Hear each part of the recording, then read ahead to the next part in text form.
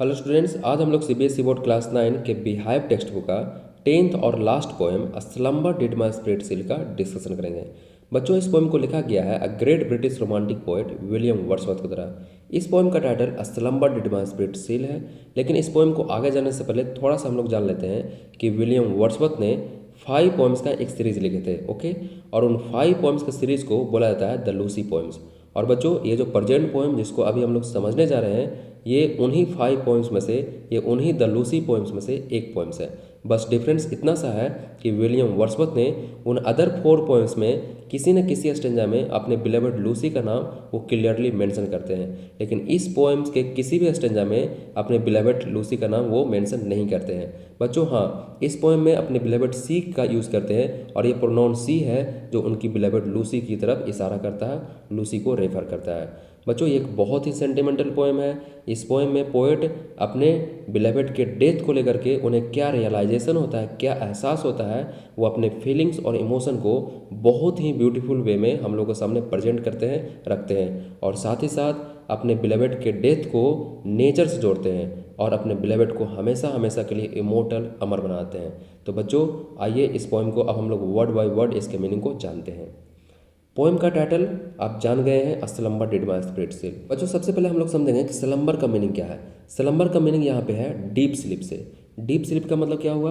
एक ऐसा state of mind in which you are not able to think what is happening around you. Okay, slumber का मतलब एक deep sleep से है, एक ऐसा स्टेट ऑफ माइंड जिसमें आप बाहर की चीज़ों को लेकर के बिल्कुल भी आप अवेयर ना हो, बिल्कुल भी कॉन्शियस ना हो, उसको बोला गया स्लम्बर। स्लम्बर का मतलब a trance like situation. Okay, बाहर की चीज़ों को लेकर के बिल्कुल भी आप अवेयर ना हो, मोर्टलिटी को लेकर के आप बिल्कुल भी अवेयर ना हो, उसको बोला गया यहाँ स्लम्बर, डीप स्लीप।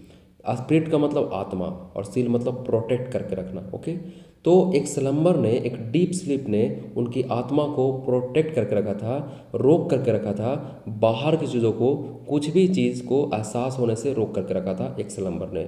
मतलब इस स्लम्बर ने पोएट को ऐसा बना दिया था कि बाहर की चीज़ों क्या हो रही है उन सारे चीज़ों से पोएट है जो बिल्कुल अनअवेयर थे, बिल्कुल भी अनकॉन्शियस थे। ओके, आगे लिखा गया बच्चों, this poem is about the death of A loved one.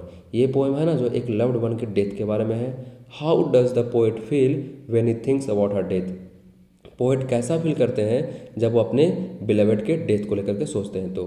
And how does he imagine her to be after death. और पोएट अपने बिलेवेड को कैसा इमेजिन करते हैं उनके डेथ के बाद। ओके, तो बच्चों आइए इस पोएम को अब हम लोग लाइन बाय लाइन इसके मीनिंग को जानते हैं।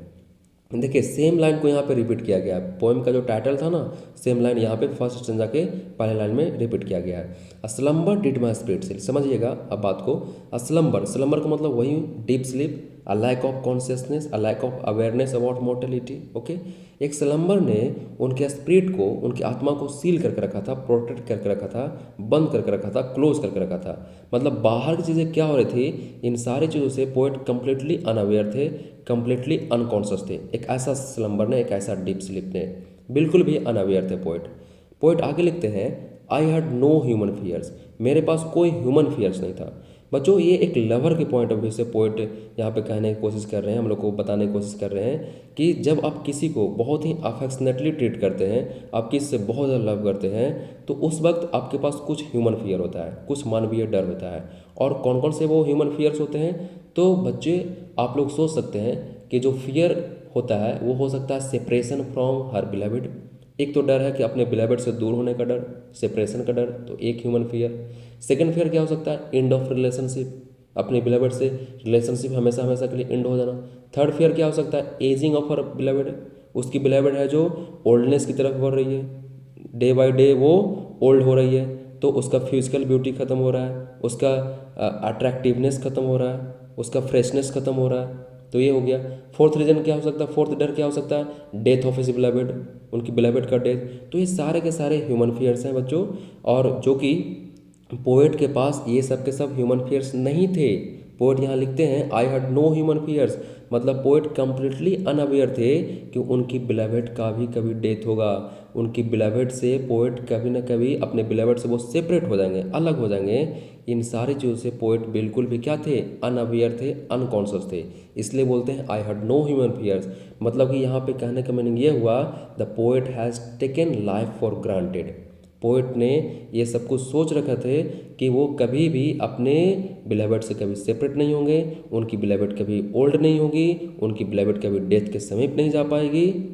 तो ये सारा ह्यूमन फियर्स पोएट के पास नहीं था। I had no human fears, क्योंकि एक स्लम्बर ने, एक डीप स्लीप ने, एक लैक ऑफ कॉन्शियसनेस ने, ओके, एक lack of consciousness about mortality ने क्या करके रखा था, उनके स्पिरिट को प्रोटेक्ट करके रखा था, क्लोज करके रखा था, बंद करके रखा था।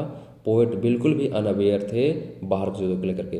तो होप आप इन 2 लाइन्स के मीनिंग को समझ पाए हो। ओके, आगे पोएट लिखते हैं, now see seemed a thing that could not feel.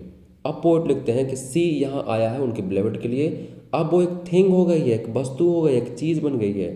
पहले जब वो जीवित थी तो उसके लिए वो सी का यूज़ किए हैं, लेकिन अब वो एक थिंग हो गई है, एक चीज़ हो गई है डेथ के बाद, दैट कुड नॉट फील। अब वो फील नहीं कर सकती है। डेथ के बाद बच्चों कैसे कोई फील कर सकता है? तो she seemed a thing that could not feel, वो फील नहीं कर सकती उनकी बिलेवेड, अब कोई भी कुछ भी चीज़ को फील नहीं कर सकती है। The touch of earthly years, यहाँ अर्थली ईयर्स मतलब द पासिंग ऑफ टाइम्स। अब है जो उनकी बिलेवेड है ना, जो द पासिंग ऑफ टाइम है, जो उनकी बिलेवेड को टच नहीं कर सकता है, वो इन सब चीज़ों से आगे निकल गई है। उनकी बिलेवेड को अब कुछ भी टच नहीं कर सकता है। पहले वो डे बाय डे ग्रो हो रही थी, ओल्ड हो रही थी, अपने ग्रेव की ओर धीरे धीरे बढ़ रही थी, ओल्डनेस की ओर जा रही थी। लेकिन अब है जो earthly years, the passing of time will never affect her beloved. Okay, तो पोएट लिखते हैं the touch of earthly years, अब उनको, उनकी बिलेवेड को बिल्कुल भी प्रभावित नहीं कर सकता है। ओके, अब वो एक चीज़ बन गई है, she seemed a thing that could not feel the touch of earthly years, the touch of passing of times.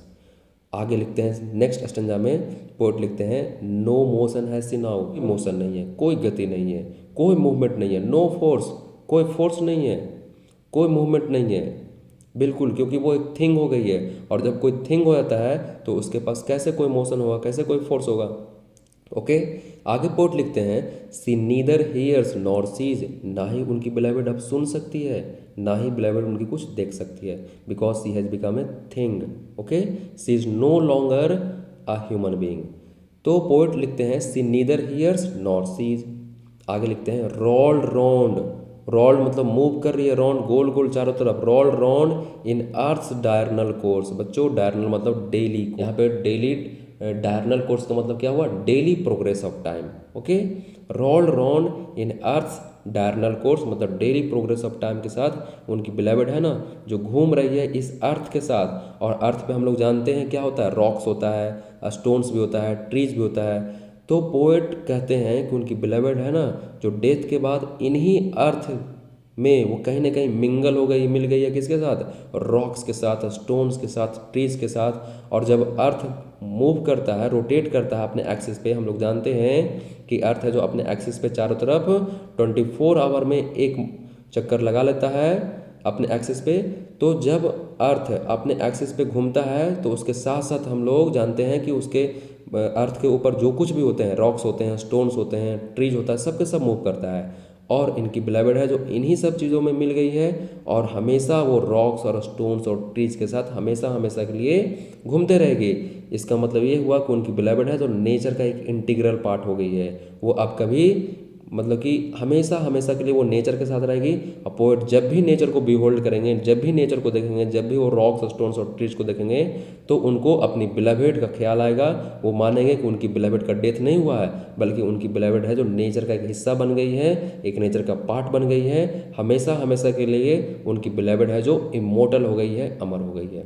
तो बच्चों ये था एक beautiful poem written by great romantic poet William Wordsworth. Hope आप लोग को समझ में आया होगा। नेक्स्ट क्लास में हम लोग इसके क्वेश्चन आंसर को और अदर डिटेल्स को लेकर के आएंगे। Okay, thank you, all the best.